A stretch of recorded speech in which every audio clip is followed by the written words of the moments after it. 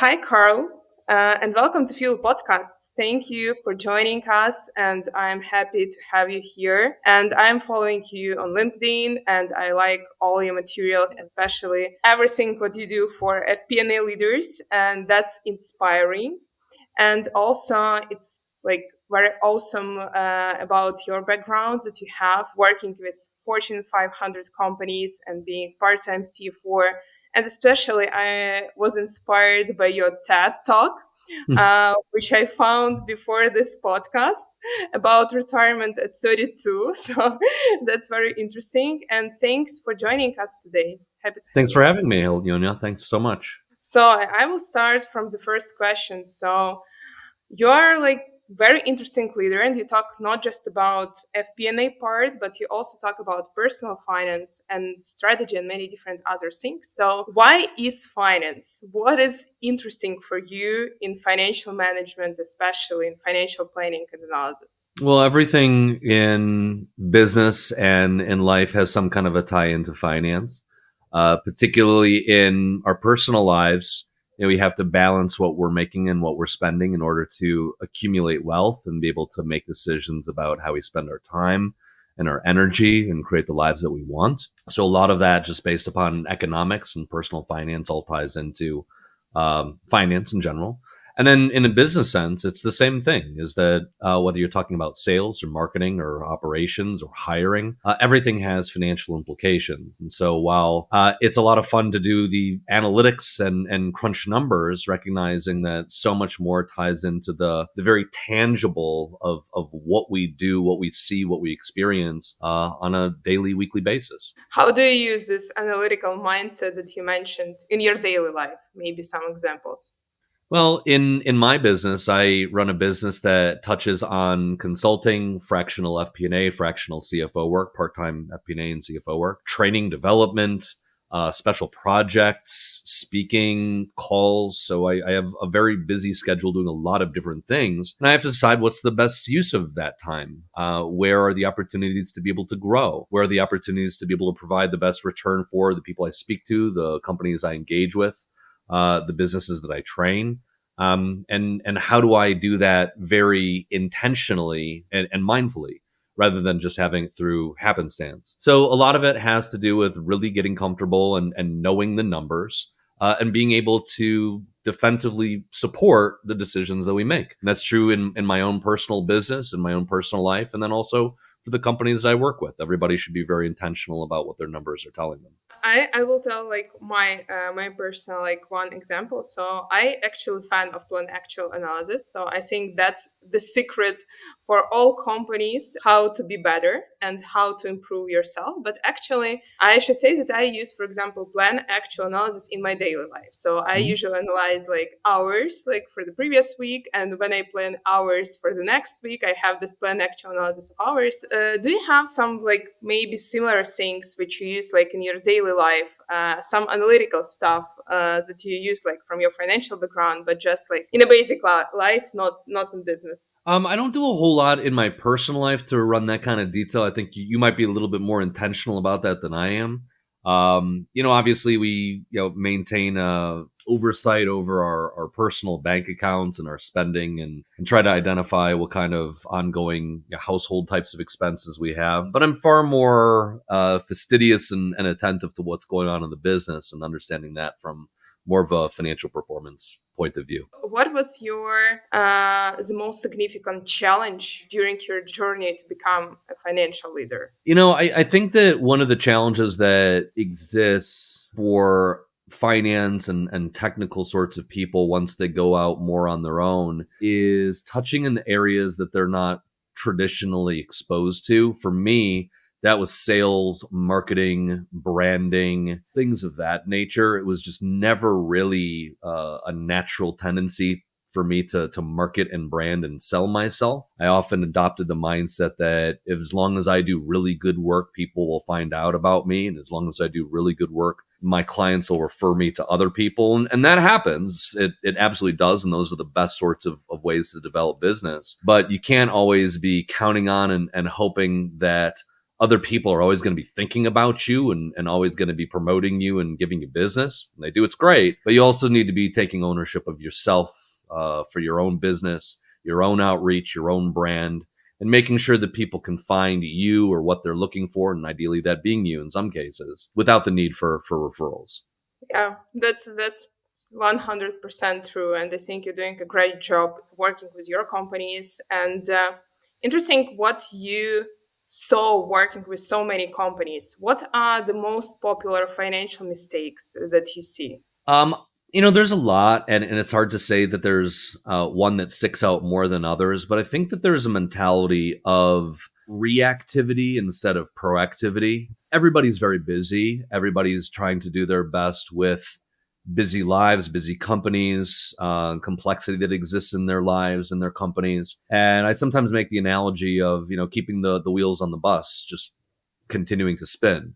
But the challenge is that when you're just focused on keeping things status quo and just going, that ends up positioning you for near term activity and reactive behavior instead of really saying, okay, are we even driving on the right road? Are we even driving the right vehicle? Are we doing the right things? So I think that one of the biggest struggles that company leadership has, as well as people in general, is just thinking about what's right in front of them, dealing with what's right in front of them, being reactive when something happens, instead of saying, where are we going a year from now, 2 years from now, and how do we need to be able to position for that? So you mentioned now like this about 1 2 years about strategy. So as I understand, do you take part like in strategic sessions working with companies?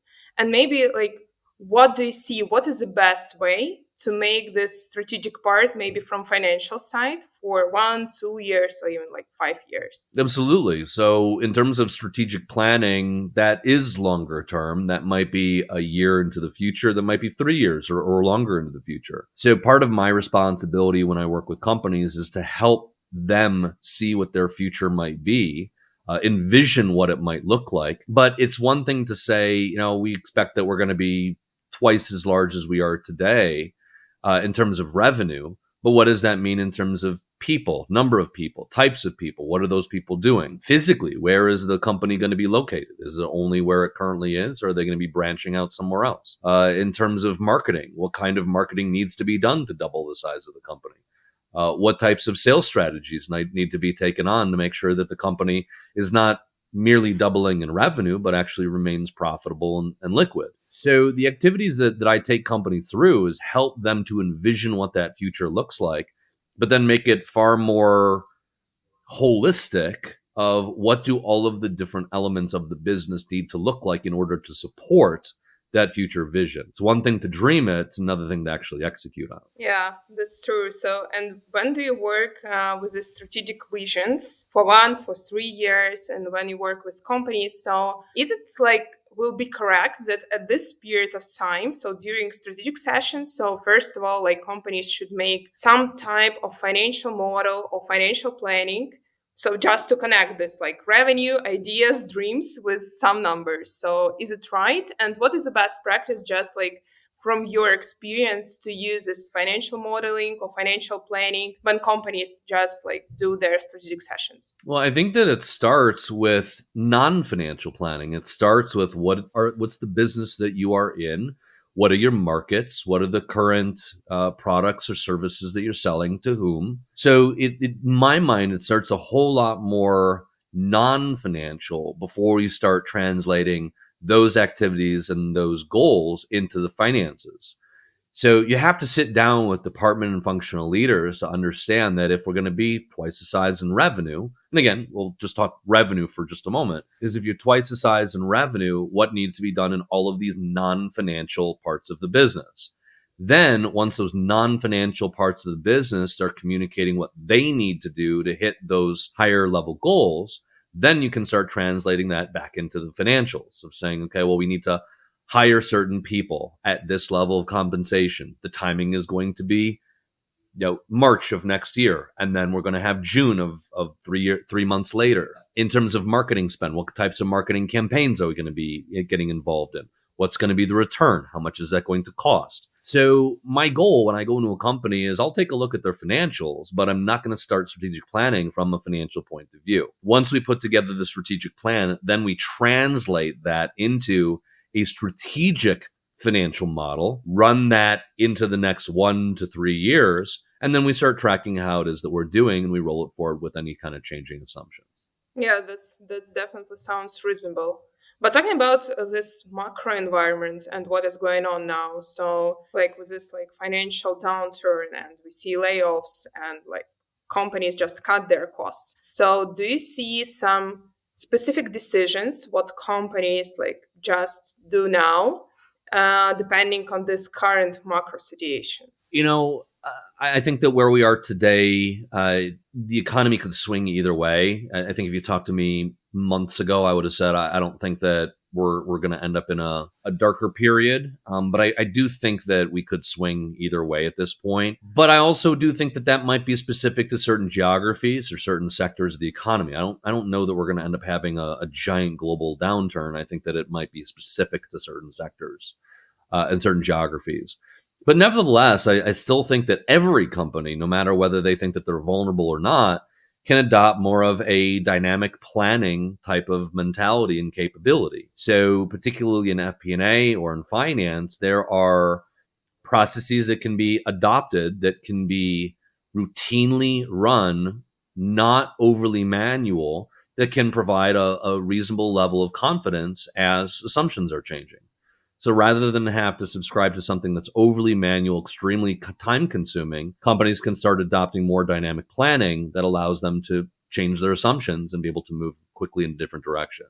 How often do you think in this environment um, companies like should change their assumptions? This is like a monthly basis, I don't know, or in situations that we have, we should like be ready to change, I don't know, this like all plannings every week. So what do you think about that? Well, it depends. So going back to the strategic planning topic, I don't think that a company should be changing its strategic plan frequently. That's something that should happen probably one time a year, unless there's a major shock that justifies making an overhaul of the strategy. If there's an overhaul of the strategy, it probably means that the original strategy was wrong to begin with. Um, Now, changing assumptions could be on any line item within any function, within any customer, within any product or service. So to make changes of assumptions, it could be something that's very micro, very small, very limited in its scope. And that's fine of making those changes weekly or monthly. But I would caution a company to overhaul lots of assumptions in the business at a frequent clip or a frequent rate. My goal in companies is to help them identify a pathway that they want to go on, be really committed to it. If it doesn't come to fruition as the way that they had budgeted or projected, really understand what went wrong and why, rather than get on this trajectory of constant change and constant revision. When I go into companies that are constantly revising, usually they have no clear idea in terms of the direction that they want to go in. Yeah, why I think is very important question. So, and companies can get many different insights just asking this question like all the time. And talking about like this experience of cutting costs. So, what you would recommend to companies? So, for example, as I see like from startup industry, that many startups they just like have this case that they need to cut costs, they should increase their runway, and because I think maybe it's something unpredictable in the future, maybe because of that. Like I don't see a significant drop of the revenue, just like they want to be much more prepared for the future. What do you Mhm. think about cutting costs? What is the best practice to cut costs from your financial background? And maybe you had such cases in your career, so I assure you, you had such cases. Yeah, I mean, I tend to try to segment costs into what is a must-have versus a nice-to-have, what is a maintenance cost, what is a growth cost. So some companies are going to have maintenance costs of what do we need to do just to maintain the company where it is, whereas others are going to have growth costs of saying, well, for us to reach whatever their financial or strategic objectives, they have to incur these types of costs. So for me, it might be I'm hiring somebody new because I've run out of capacity and I need to be able to have another head to be able to grow. Or I might say I need to invest in certain kind of marketing campaign, because in order for me to reach a certain level of revenue or reach, I need to have these resources. Now, some of this goes back to the nice to have versus a must have. For marketing, I might say, I won't be able to maintain the current level of business that I have unless I invest in this type of marketing. So I have to invest in the campaign, but then there might be another campaign that I can't reach the next level unless I invest there. So what I often will do is go through at a high level with companies what their costs are, how they would classify them, what is growth, what is maintenance, what is variable, what is fixed, and go through and model that out. Yeah, that's really a good point about must have and nice to have. I will definitely remember that point for the future for our company. And talking, so you mentioned already about this marketing part, and I'm always curious, like how to predict revenue in the company. So it's always about some questions about like marketing activities, marketing channels, Mm-hmm. and to understand, like, I don't know, how many leads will you have, a website visitors or anything else. And after that, in our case, we are trying to understand, okay, how to predict revenue. So okay, with SaaS business, so we have recurring revenue, and but we also want to predict like new revenue.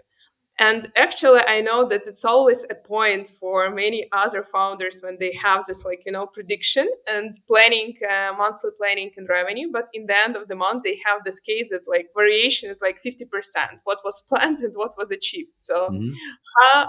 how do you think, what is the best way to avoid such cases with like so huge difference in what was planned and what was achieved? Maybe some tips, recommendations, or anything else from your experience. Yeah, I always suggest performing some kind of segmentation. So, as least as it relates to sales, you're going to have your current clients or your current customers, and then you're going to have new ones. And so, with the current clients or customers, what are your current sales, or what is your run rate with them? Do you anticipate that that is going to grow, or do you anticipate that that is going to go down? Some of that might just be expectations of what you've seen historically, expectations of what you can see going forward. Ideally, you can have some conversations with them and say, what do you think? What do you think your activity or what your spend is going to be with us? So you're going to have existing customers that either grow or churn. And then you're going to have new customers that are going to grow and churn. So those new customers you may have identified, you may not have identified. So if you've identified, you can say, okay, this is customer B. I think that this is going to come online in 4 months from now. I think that the probability of this coming on is going to be 90%. So you have high confidence in that. You might have customer C where you say, all right, this is going to come on 7 months from now. I've got 20% confidence that this is going to come on, and estimate what that value is going to be. And you can run scenarios, business scenarios of what the sales pipeline could be. So segmenting by customer or by likelihood or by keep, grow, churn, that kind of segmentation can give you a better understanding of what that looks like into the future. At the same time, and this isn't really my specialty, but as it relates to marketing, you might say, okay, well, we're going to be spending $1,000 a month on SEO on Google AdWords. What kind of return are we looking to get out of that? And what does return look like?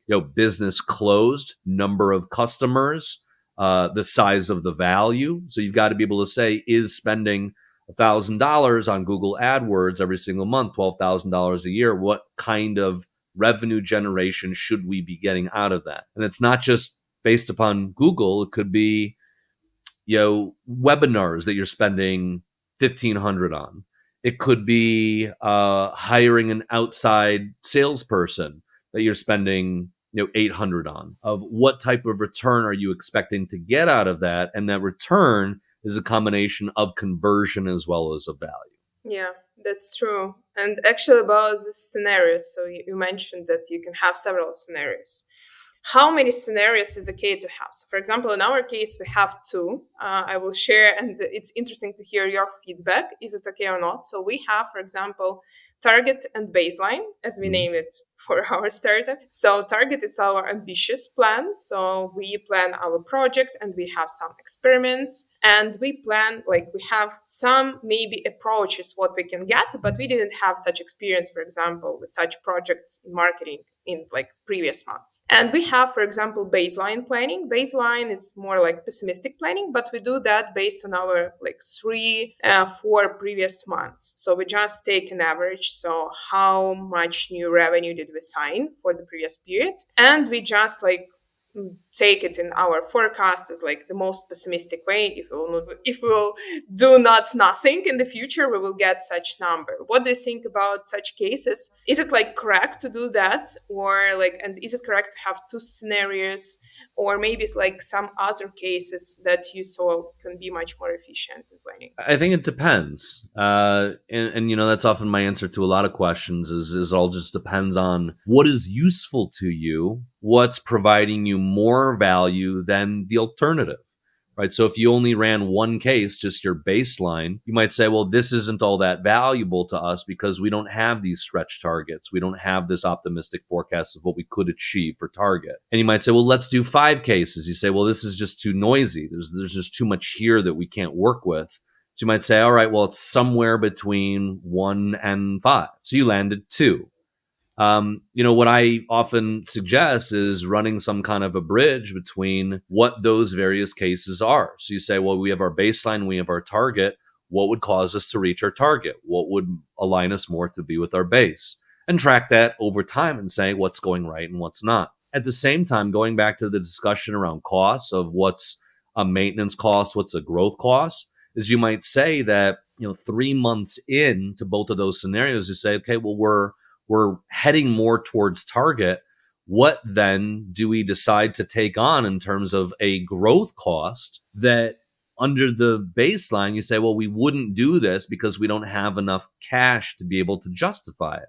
We don't have enough growth to be able to justify this. So you have different sorts of kind of trigger points along the forecast where you say, okay, if we reach this, we start pulling the trigger on this next kind of, you know, promotional activity. The irony of that is sometimes it is those promotional and marketing and growth activities that you actually need to be spending on when you're closer to the baseline versus when you're on the target. So, you know, for me, this has been a unique year in that my business has changed in terms of the mix.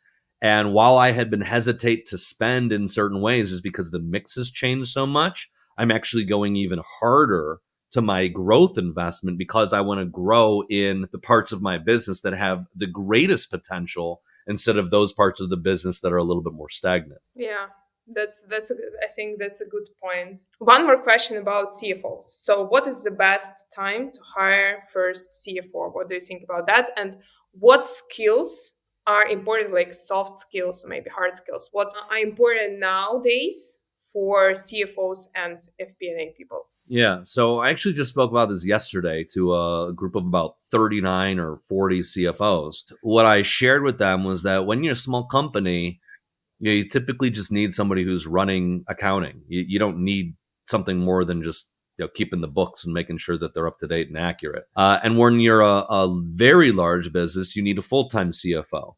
But when you're in the middle, where, you know, I typically say, you know, 5 million to 20 million, maybe even up to 50 million, probably don't need a full-time CFO. You need somebody who can take on some FP&A or, you know, office of the CFO types of responsibilities, but you probably don't need them full time. So that's why we are starting to see an increasing growth and market in the fractional FP&A and fractional CFO space, where you have somebody with 20 years of experience who can administer some of the FP&A and CFO responsibilities, but on a very part-time basis. Okay, so, you know, usually between that, you know, say 5 million and 50 million space, you say, well, we need the skill of somebody who's got that kind of experience, but we either don't need or can't afford or both that person on a full-time basis. In terms of the softer skills that person needs to have, let me just start out with the hard skills and I'll talk soft. So you got to have somebody who knows technically what they're doing. You need somebody who can do some robust forecasting, budgeting, analysis, maybe fundraising. But then on the softer side, you're going to need somebody who can lead a group, who can help train the accountant or the clerks that are in that business. Maybe somebody who can be a liaison between the company itself and an outsourced accountant or a bank or a law firm somebody who understands the industry, who can be more of a strategic thinker and planner because they've got a lot of experience in manufacturing or healthcare or e-commerce retail. In addition, this person has to be a good communicator, calm in the face of chaos and disorganization, because especially in startups where they're oftentimes very scrappy and not as organized as more established organizations, this is somebody who's going to need to be able to roll with that kind of disorganization, perhaps lack of structure, and be a beacon in the direction of where this company is going to go. Yeah, and my last question will be, can AI kill FP&A role, or maybe AI can help FP&A leaders to be more productive, more Yeah. efficient, Yeah, smarter? so I actually have a webinar coming up in a short amount of time talking about AI for FP&A and finance. That should And be so our interesting. overwhelming belief is that AI is going to augment the FP&A function. It's going to allow us to do our work more efficiently, more effectively, reduce the risk that high level manual involvement has, and it's going to allow us to be able to detect any kind of anomalies or errors that might take us hours, if not days, maybe even longer to identify. So while it's probably going to replace some of the recurring duties, so I think that maybe accountants or clerks who are used to doing some more rote responsibilities, I do think that those people are in danger of having some of their tasks replaced. But it also offers them the opportunity to take on more meaningful, more value add sorts of work by saving them time and not having to do some of those more routine, frustrating tasks. And they can start to have a little bit more fun in the function. Yeah, that's true. I think accounting is the next one who can be automated, and maybe all accountants can be FP&A leaders. So that's also Maybe. interesting Yeah. solution. Carl, thank you so much. We are out of our time. Thank you for joining, and thank you for all your recommendations and insights. And I was happy to have you here. Thank you. Alyona, thanks so much for having me. Really appreciate your time. Thank you. Thank you. Bye. Bye.